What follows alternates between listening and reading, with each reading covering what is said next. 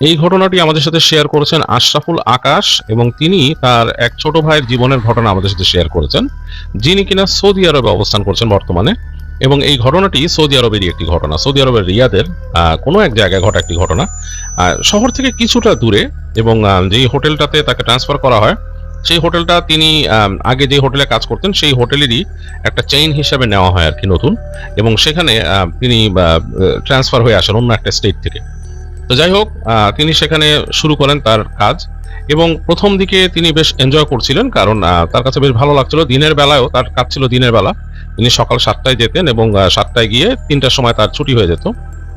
এবং এই সময়টায় তিনি বেশ ভালোই কাটাতেন, কারণ তখন খুব একটা ভিড় থাকতো না, এবং হোটেলটাও বেশ আলোকোজ্জ্বল ছিল, মানুষজন ছিল, যদিও এটা শহর থেকে একটু দূরে।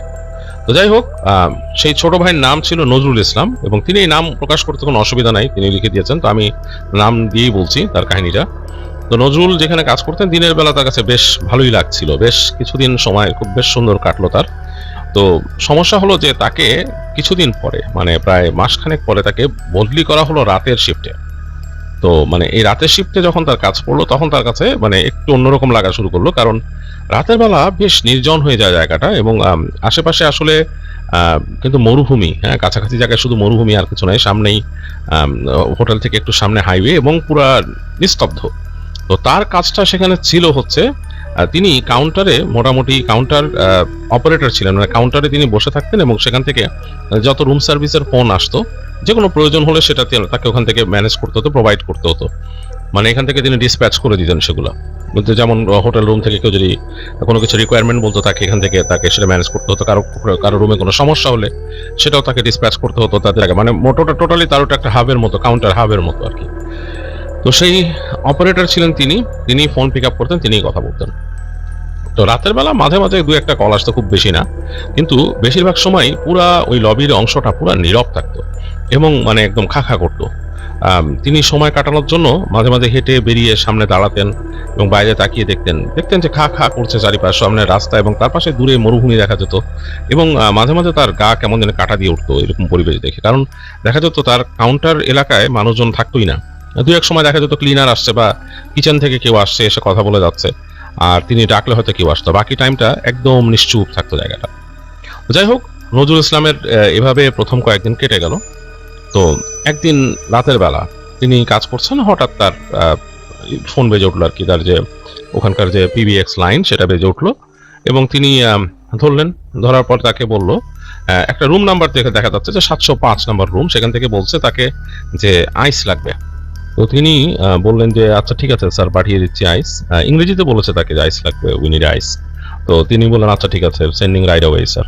তো তখন আবার বলছে যে আইসটা কিন্তু তুমি আমার রুমে দিবা না, বাইরে করিডোরে রেখে যেতে বলবা, অ্যান্ড আমি কালেক্ট করব। তো তিনি বললেন যে ঠিক আছে, নজরুল বললেন ঠিক আছে, কোনো সমস্যা নেই, তাই বলে তিনি রেখে দিলেন। তো তিনি তার ওখানকার যে যেখানে যে রুম অ্যাসিস্ট্যান্ট যারা আছে তাদেরকে ডাকলেন, একজনকে বললো যে তুমি যাও, যে করিডোরের অমুক জায়গায় 705 নাম্বার রুমের কাছে তুমি আইসের বক্স রেখে আসবা, এক বক্স আইস রেখে আসবা। সে বললো স্যার 705-এর কাছে, মানে একটু অবাক হলো তার যে সেই যে অ্যাসিস্ট্যান্ট, সে একটু অবাক হলো। তিনি বললেন যে হ্যাঁ তুমি রেখে আসবা, তোমার রেখে আসতে বলছে, রেখে আসো। তো বলছে ঠিক আছে, আর কোনো কথা না বলে চলে গেল। তো এরকম সময় পার হচ্ছে, সে কাজ করছিল টুকিটাকি। এর মাঝে আবার প্রায় 40 মিনিট পরে আবার ফোন আসলো তার কাছে, এবং বাচ্চে পিএবিএক্স লাইন। তো সে আবার ধরলো ফোন, দেখলো সেই 705-ই তাকে বলতেছে যে আইস লাগবে। তিনি বলছে যে স্যার আইস তো একটু আগে পাঠাইছিলাম, যে একটু আগে তো আইস পাঠাইছিলাম আপনার কাছে। বলে যে অসুবিধা নাই, তুমি আবার আইস দাও। তো তিনি বললেন যে আচ্ছা ঠিক আছে, সেন্ডিং রাইট অ্যাওয়ে বলে সে আবার ফোন রাখলো। একটু পর অ্যাসিস্ট্যান্টকে ডেকে বললো আবার যে আবার আইস রেখে আসো, যেখানে রেখে আসছিল ওখানে আবার আইস রেখে আসো, আরেকটা বক্স রেখে আসো। তো ওই ছেলেটা কেমন যেন বিরক্তই হলো, মানে যেই তখন সে বললো যে কি তোমার সমস্যা কি, তোমার আইস রাখতে সমস্যা কি? বলে স্যার আপনি শিওর যে 705 আইস লাগবে? বলে হ্যাঁ, মানে যে রেখে আসছে সেও কিন্তু বাঙালি। তো বলতেছে যে হ্যাঁ। বলে তুমি রাখতে বলছি, রেখে আসো ভাই, তুমি এত কথা বলো না। বলে তিনি ফোন রেখে আবার কাজ করতেছেন। তো এরকম কাজ করতে করতে বেশ অনেকক্ষণ কেটে গেছে। এবার 1 ঘন্টা পরে আবার তার পিএবিএক্স সেলিং হচ্ছে। তো তিনি একটু অন্য মনস্কভাবে এই ফোনটা ধরলেন, একটু অবাক হলেন যে এরকম সাধারণত এত মানে রাতের বেলা ফোন আসেই না প্রায়। মানে হঠাৎ হঠাৎ ফোন খুব কমই আসে, আর হলো কিচেন থেকে কোনো প্রয়োজন হলে তখন ডাকে। ফোন আসলে এবার তিনি ধরলেন, আবার বলতেছে আইস লাগবে। এবং এই যে কণ্ঠটা কথা বলে কেমন যেন একটা খড়খড়ে একটু বয়স্ক মানুষের। তো নজরুল একবার একটু অস্বস্তি ফিল করলো, বললো স্যার আইস তো গত 2বার দিছি, তো বলতেছে যে তুমি আইস পাঠাও, আইস লাগবে। তো তিনি নজরুল ফোন রাখলেন, কোনো কথা না বলেই ফোন রাখলেন, রেখে তিনি এবার আর ওই ছেলেকে ডাকলেন না যে অ্যাসিস্ট্যান্টকে আগে পাঠাইছেন, তিনি আরেকজনকে ডাকলেন, খুঁজলেন।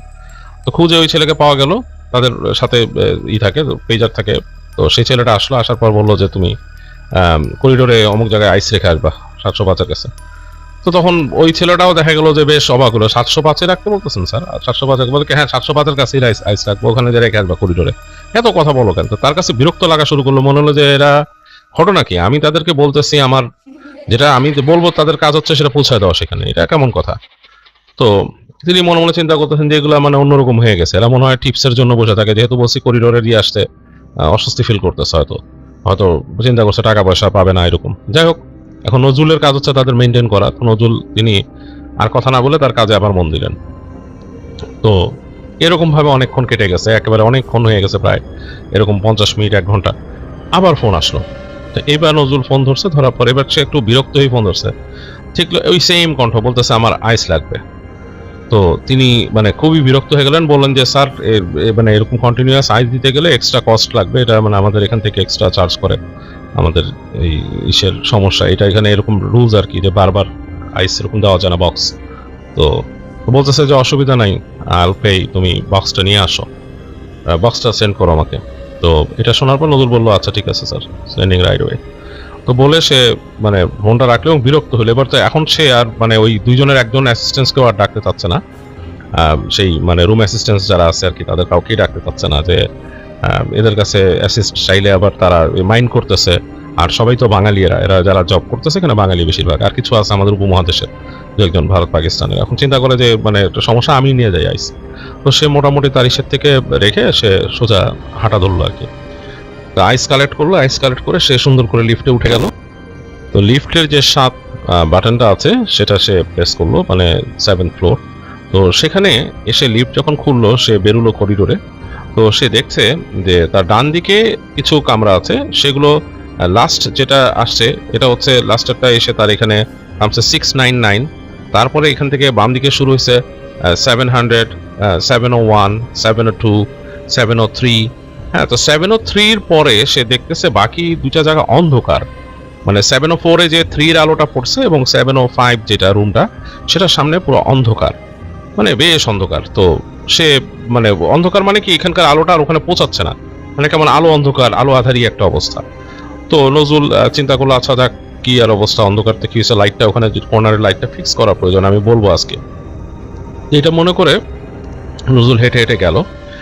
705 রুমটার কাছে যখন আসছে, তখন জানি তার কেমন একটা অস্বস্তি লাগা শুরু করলো, কেমন জানি একটা অস্বস্তি। সে জানি কেমন ফিল করতেছিল আসলে। নজরুল ডানে বামে তাকালো একটু নিজের অস্বস্তি কাটানোর জন্য, দেখলো ওই পাশে আলো দেখা যাচ্ছে, এই পাশে অন্ধকার, পুরো করিডোরটা ফাঁকা। এবং এই করিডোরগুলো আসলে একটু অন্যরকম লাগে গভীর রাতে দেখেন, কারণ সে যেখান থেকে লিফট থেকে বের হয়েছে সেখান থেকে কিন্তু একটা ছোট্ট বা মানে একটা ওই জায়গাটাতে একটা কাইন্ড অফ লাইক ওয়েটিং এরিয়ার মতো, সেখানে সামনে যে গ্লাস দিয়ে ঢাকা সামনের অংশটা, বাইরের জায়গাটা দেখা যাচ্ছে, বাইরের শহর দেখা যাচ্ছে, সোফা সেট রাখা ইত্যাদি ইত্যাদি, লাক্সারি একটা শ্যান্ডেলিয়ার ঝুলতেছে, সেখান থেকে হালকা আলো বেরোচ্ছে। আর নিচের মাঝখানে যেখানে শ্যান্ডেলিয়ারের নিচেই ঠিক একটা গোল টেবিল রাখা, পাশে চেয়ার। আর বাইরের শহরের দূরের ছোট ছোট আলো দেখা যাচ্ছে, আর অন্ধকার। আর ডান দিকে করিডোর দিয়ে দেখা যাচ্ছে, করিডোরের উপরে লাইট জ্বলতেছে, হালকা হালকা লাইট, সিলিং মানে রুফ লাইট যেগুলো, সেগুলো জ্বলতেছে। এবং বাঁ দিকে সব রুমের দরজাগুলো আর কি। আর এদিকেও কিন্তু একই, ডান দিক দিয়ে সে ডানে তাকালে একদম শেষ পর্যন্ত দেখতে পাচ্ছে এরকম সে মানে দরজা এবং একটা ফ্লোরাল পেইন্টিং শেষ মাথায়। আর এই পাশটা একইভাবে তার যে একদম শেষে, সেখানে ফ্লোরাল পেইন্টিং আছে, কিন্তু এটা অন্ধকারে দেখা যাচ্ছে না। আর সে দাঁড়ায় আছে অন্ধকারের মধ্যে গেটের সামনে, কেমন যেন একটা অস্বস্তি লাগতেছে তার। তো সে অবাক কাণ্ড, সে নিচে তাকালো, দরজা তার সামনে, দরজা তাকায় দেখতেছে যে নিচে দরজার নিচে দিয়ে কিন্তু অন্ধকার, কোনো আলো আসতেছে না, মানে রুমে মানুষ থাকলে কিন্তু একটা আলো জ্বলে, লাইট জ্বলে, সেরকম নাই। তো তারপরও সে একটু অস্বস্তি ফিল করলো, করার পরে সে দরজায় নক করলো আস্তে করে, ভদ্র যে নকটা সেটা নক করলো, নক করে বললো রুম সার্ভিস, রুম সার্ভিস। তো ভেতর থেকে কোনো শব্দ নাই, ভেতর তো অনেক শব্দ নাই, তো আবার সে বললো রুম সার্ভিস। তারপর দেখলো যে একটা শব্দ হলো ভিতরে, এবং শব্দ হওয়ার পর আস্তে করে সে দরজাটা, তার সামনের দরজাটা ক্যাচ করে খুলে গেল, একটু শব্দ করলো খোলার জন্য। তো এইটাও একটু অবাক হলো নজরুল, যে কারণ দরজাগুলো এত মানে হোটেলগুলো যেহেতু লাক্সারি হোটেল, সেগুলো এমনভাবে বানানো হয় যে দরজায় সাধারণত গ্রিস করা থাকে, WD-40 মারা হয় নিয়মিত, যাতে কোনো শব্দ না হয়, কোনো রকমের মানে গেস্টের কোনো রকমের মানে আননেসেসারি কোনো শব্দ বা কিছু যাতে না পায়, যা মোটামুটি ওয়েল মেইনটেইন থাকে। কিন্তু এখানে শব্দ হলো, তার কাছে একটু অবাক হলো। তো দরজাটা কারাট করে একটা খুলে দরজাটা খুলে গেল, একটু শব্দ হলো ক্যাঁক করে। তো সে অবাক হলো, একটা কেমন যেন ভ্যাপসা গন্ধ তার নাকে বাড়ি মারলো, একটা ভ্যাপসা গন্ধ টাইপের নাকে বাড়ি মারলো, মানে একটা রুম যদি বন্ধ থাকে অনেকদিন। এর মাঝে সে দেখলো রুমের সোজা, মানে তার দৃষ্টি সোজা পড়লো ভেতরে, একদম দরজা সোজাসুজি একটা ছোট্ট কাউচ রাখা আছে, একটা সোফার মতো, সেটার মধ্যে একটা বৃদ্ধ বসা, এবং সামনে টেলিভিশন চলতেছে, এবং টেলিভিশনের আলোটা এসে লোকটার গায়ে পড়তেছে। রুমের মধ্যে কিন্তু অন্য লাইট নাই, টেলিভিশন আলোতে পড়তেছে, এবং লোকটার গায়ের মধ্যে মনে হচ্ছে গাউন টাইপের পরা, অ্যাজ ইফ লাইক হাসপাতালে যেরকম গাউন পরি আমরা, সেরকম গাউন পরা।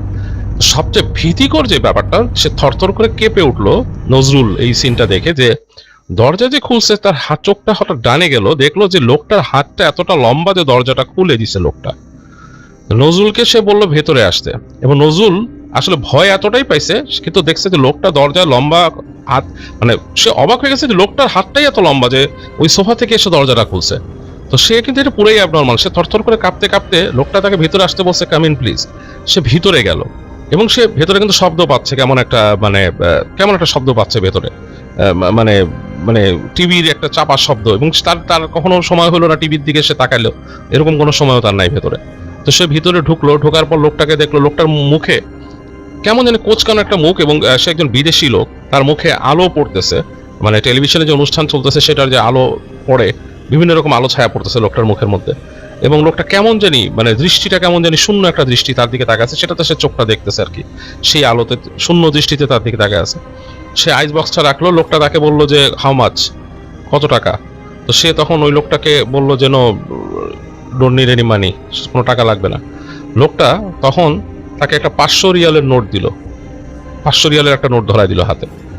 তো টাকাটা হাতে নিল নজরুল, টাকাটা হাতে নিয়ে সে আস্তে আস্তে পেছন ফিরে চলে আসলো, বাইরে চলে আসলো। তো সে যখন বাইরে চলে আসছে, তখন ধপ করে তার পেছনে দরজাটা বন্ধ হয়েছে। তো নজরুল কেমন জানি ভয়ে আড়ষ্ট হয়ে, তার শরীর মনে হলো যে তার ঘাড় কেউ চেপে ধরলে যেরকম লাগে ওরকম লাগতেছে, আর সারা শরীর ঠান্ডা হয়ে যাচ্ছে। তো নজরুল মোটামুটি ওই টাকাটা পকেটে নিয়ে সে দৌড় দিল, দৌড় দিয়ে সে লিফট দিয়ে নামলো না, এখানে সিঁড়ি ছিল, সে সিঁড়ি দিয়ে নামা শুরু করলো, মানে ওটা হচ্ছে ইমার্জেন্সি এক্সিট, মানে কোনো ইমার্জেন্সি হলে যাতে লিফট দিয়ে না নামে। তো সে সিঁড়ি দিয়ে নামা শুরু করলো দৌড়ায়, সিঁড়ি দিয়ে নামতেছে, আর সে হাঁপাচ্ছে, এবং সিঁড়ির ভেতরে কেমন যেন একটু গুমোট লাগতেছে তার কাছে। এবং ওই সিঁড়ি কিন্তু সিঁড়িতে মানুষ সাধারণত ওঠে না কোনো সার্ভিসের কাজ ছাড়া। তো দৌড়াইতে দৌড়াইতে সে নিচে চলে আসলো এক সময়, এসে সে দৌড়ে তার লবি পর্যন্ত আসলো, এসে সে আর তার হুঁশ রাখতে পারলো না, সেখানে সে ধপ করে পড়ে গেল। তো নজরুল পড়ে গেছে, নজরুলের কিন্তু আর কোনো ওই সময় আর কোনো সেন্স নাই। তো তার যখন নাকি হুঁশ ফিরছে, সে দেখছে তার মুখে ঠান্ডা পানি ছিটানো হচ্ছে, তার সামনে তার যে এই রুম অ্যাসিস্ট্যান্ট যারা আছে কয়েকজন তাকায় আছে, এবং তাদের ওখানকার একজন ম্যানেজার সেও আছে। এবং তখন বাইরে একটু আলো ফুটে গেছে, মানে তখন আলো ফুটতেছে বাইরে, ভোরের আলো ফুটতেছে, এবং হয়তো আজান হয়েছে বাইরে। তো তাকে জিজ্ঞেস করতেছে যে এই কি ব্যাপার, কি হয়েছে। ওই যে তাদের যে ম্যানেজার ছিল সে তাকে জিজ্ঞেস করতেছে, সে ছিল আরব একজন, সে বলতেছে কি হয়েছে তোমার। তো সে বলতেছে, নজরুল আরবি যতটুকু জানতো, বলতো যে এরকম আমি সমস্যায় পড়ছিলাম। তো বলছে কি সমস্যায় পড়ছিলা। তখন সে বলে আমার একটু বসা উঠে বসাও। তো উঠে বসাইলো। তো নজরুল মোটামুটি ভালো আরবি মোটামুটি জানতো, যেহেতু অনেকদিন আছে। সে বললো যে আমি এরকম 705 নাম্বার রুমে আইস নিয়ে গেছিলাম, এবং তারপর এই ঘটনা ঘটছে। তো ম্যানেজার হেসে দিয়ে বলে 705 নাম্বার রুম 10 বছর আগের থেকে বন্ধ, এখানে কেউ থাকে না, ওইটা আমরা ইউজ করি না, 10 বছর ধরে এটা বন্ধ পড়ে আছে। তো নজরুল কি বল উল্টাপাল্টা কথা। তো দেখা গেলো যে পাশের অ্যাসিস্ট্যান্টও মুখ চাওয়াচাই করতেছে। নজরুল বলে আমি গেছি সেখানে, তোমরা দেখো, ইসে দেখো, কল লগে দেখো, PABX লাইনের ভিতরে আছে, দেখো তোমরা। তো গেল ওখান থেকে একজন অ্যাসিস্ট্যান্ট, যে PABX দেখলো ঠিকই 705 থেকে এখানে কল আছে, এবং 4 বার কল, এবং খুবই অবাক কাণ্ড। তো তারা বললো যে ম্যানেজারকে বললো যে স্যার এখানে কল আছে 700, এই যে 705-এর কল।